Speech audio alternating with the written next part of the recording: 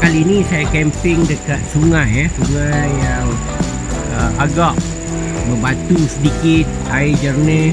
Bila kita camping sebenarnya kita perlu ada satu sifat yang perlu kita ada, seperti kita mesti menghormati kawan-kawan yang lain, kita menghormati suasana tempat itu, dan kita kena jaga alam sekitar tu sendiri. Jadi kepada kali ini saya berada di Rimba Kalong Eco Resort Uluyam. So far kalau saya tengok bolehlah, cuma sungai dia agak turun ke bawah sedikit kena berhati-hati bila kita turun ke bawah. Dan airnya okey, alhamdulillah nampak jernih. Cuma bila petang semalam hujan sedikit, air dia jadi keruh sedikit. Tapi pagi ini dah okey. So far bila kita tengok camping penuh sangat. Sungai yang ada ini mengalir untuk orang dewasa, untuk kanak-kanak. Pada pagi ini saya melakukan satu aktiviti yang saya suka tengok bila saya nampak pokok buluh banyak, saya nampak hutan ada sebelah, dan saya cari rebung. Dan rebung ni pula sebenarnya satu makanan yang sebelum dia besar dia daripada rebung jadikan buluh. So kita kena proses dia, kita kena buat, kita kena rebuskan dia berkali-kali, buangkan pahit tu dulu, dan baru kita pulang. Kita nak masak kari, nak masak pajri, nak buat sup rebung, terpulang nak buat masak lemak cili api rebung, sedap. Okay, jadi rebung-rebung ni pula kita boleh cari di hutan, dan jaga berhati-hati sebab di hutan ni ada banyak selain daripada kita.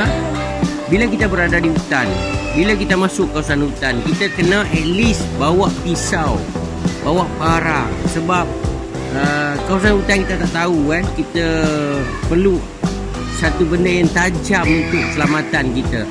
Dan kita memang tak nak berjumpa dengan benda-benda, binatang-binatang ataupun perkara-perkara yang tak diingini, tetapi kita harus berhati-hati bila kita berada kawasan hutan, sebab kita tak tahu, mungkin dari segi ada jerat, okay, bahasa lain orang kata belatik, satu perangkap yang dibuat oleh mungkin orang yang menangkap binatang, orang asli, dan juga sesiapa yang dah buat jerat itu yang ditinggalkan lama, bahaya. So kita kena berhati-hati. Dan bila kita melangkah, sebaiknya yang masuk, so semut ada. Kalau kita tengok satu semut, mungkin dia buat perpindahan daripada satu kawasan ke satu kawasan. So semut ni banyak bertali arus, tak pernah habis.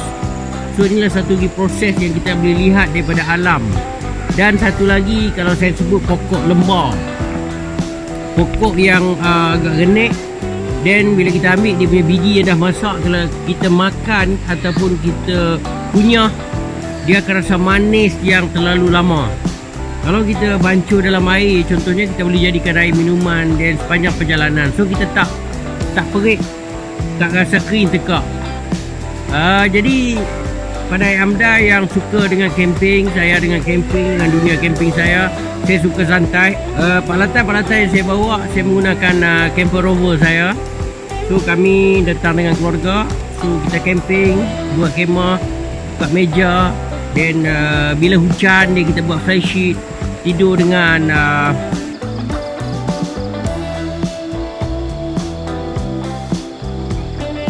kita kena langkah yang betul, seperti kita letak dulu kaki kita dan kita dengar ada tak binatang-binatang lain lari. Contoh kalau biawak tu lari melintas di kawasan hutan kita, so kita kena dengar, mesti dia lari disebabkan apa? Mesti disebabkan binatang lain kejar dia. So kita perlu tahu, adakah yang kejar itu binatang yang berkaki empat, ataupun yang ular, binatang-binatang lain yang terlibat dalam hutan. So kita kena faham. Itu salah satu tip. Jadi bila kita dengar binatang yang seperti biawak, musang ataupun kijang ataupun rusa lari, mesti ada sebab dia kenapa dia lari. Jadi kita pula bila kita mesti mendengar dari segi bunyi itu, dan adakah bunyi yang kita dengar itu bunyi yang menggerunkan. So kalau ada bunyi yang menggerunkan, sebaik-baiknya kita balik. Dan kalau boleh bila kita masuk hutan, kalau boleh jangan kita bercakap meninggi bahasa. Cakap kita tidak heran dengan maybank, kita tak heran dengan telinga besar, So semua itu binatang juga ada sifat naluri, dia mendengar. So kadang-kadang ujian itu datang kepada kita dan mengganggu kita, termasuk keluarga kita dan sebagainya. Jadi kita kurangkan bercakap dalam bahasa yang lebih kasar, kurang bercakap dalam bahasa yang terlalu tinggi, supaya kita selamat semasa kita berada dalam hutan. Sama juga bila kita bermain air, kita perlu tahu bila kepala air akan sampai. Contoh, kita tak tahu sebab kita tak tahu di penghulu sana, hujan telah turun dengan lebatnya. So, bila kita nampak di air tadi banyak sampah-sampah, daun-daun telah mengalir sampai pada kita mesti ada syak wasangka. Kenapa daun ni terlalu banyak begini sampai?